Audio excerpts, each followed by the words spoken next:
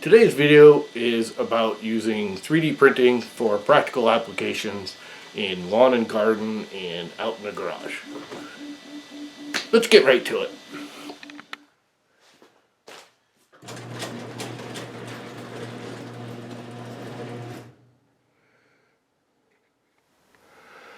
So yesterday I came out to my garage and tried to close my garage door after opening it, and it made a very loud bang. And come to find out, this bolt was missing.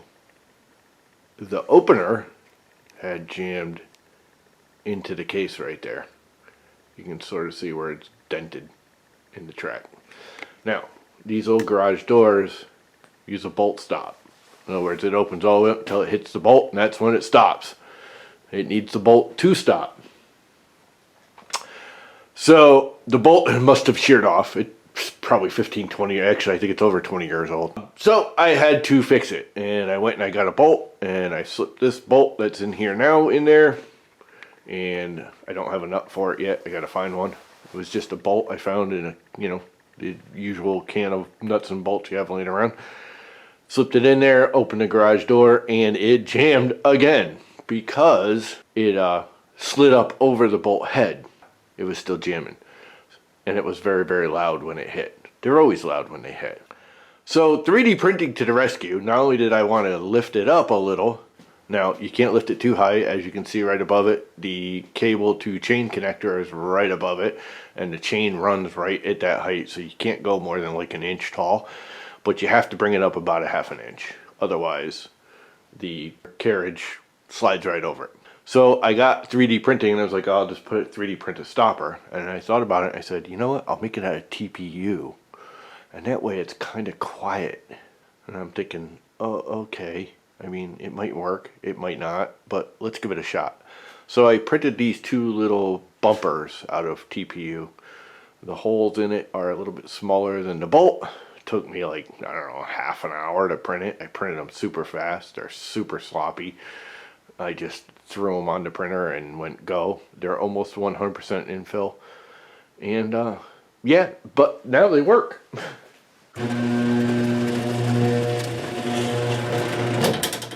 Boom. And even though that's still loud, as you can see, it stops it, it works, and it's quiet, and it will release it again.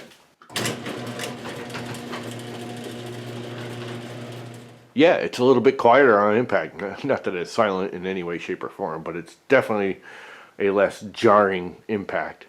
I actually think I'm going to do the same thing on the other two garage doors in this garage. I don't know if this will give you a good comparison, but this is the other garage door with just the standard nut and bolt and washer. And watch how loud it is when it hits.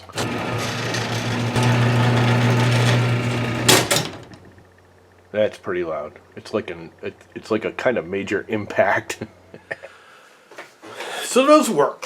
But after a week or so, I noticed they started to take a little abuse. Now, I only opened and closed the garage door maybe a dozen times in that week, if not a little bit more.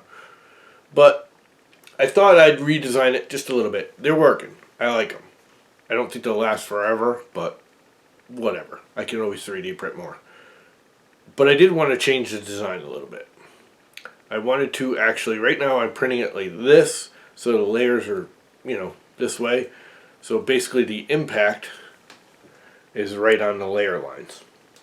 What I want to do is print it this way, so the layers are this way, so when it's mounted, the impact is across multiple layers. Probably not a big deal with TPU. TPU has a really good layer adhesion, but why not? I also wanted to make them a little bit bigger, a little beefier, a little more solid. These were not printed solid. They were printed like 40%. I'm going to print them 100% infill. I'm going to also make them a little bit bigger. Get rid of the round. That was just whatever. So let's get to redesigning. So we're going to start Infusion and just do a sketch This will be very easy. We will just draw a basic block, very basic square, so it fits in the track. I think we'll do 19, I think. Make it square, 19 by 19. Works for me. Now we have to put a hole in the middle for the bolt. The bolt's a little over. It's like 7.75.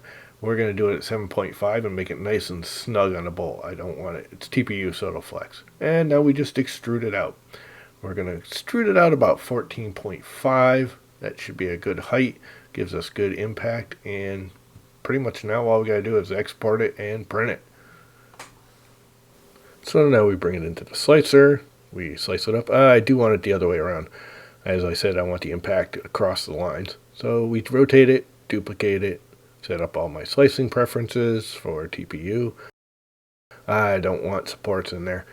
Doesn't matter. And export it. And now we print it.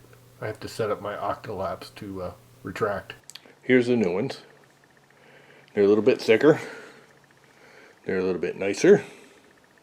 And the layer lines are going in a different direction. I actually printed them standing up. So the impact will be across multiple layer lines, hopefully, and make it last a little longer. So there we have the hole.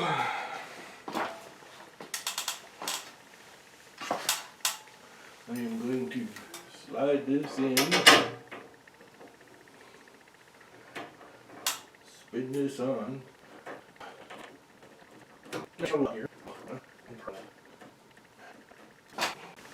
And we take our nut.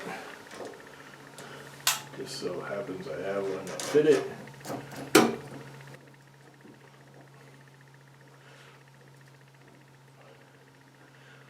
Oh, baby.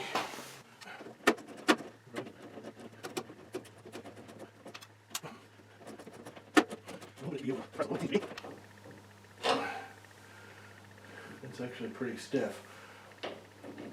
I'm holding pretty well. But I'm going to go a little bit tighter. We're moving. And there you have it. Let's straighten it out a little bit. And yeah, I know that's loosening it, but who cares? And let's see how it works.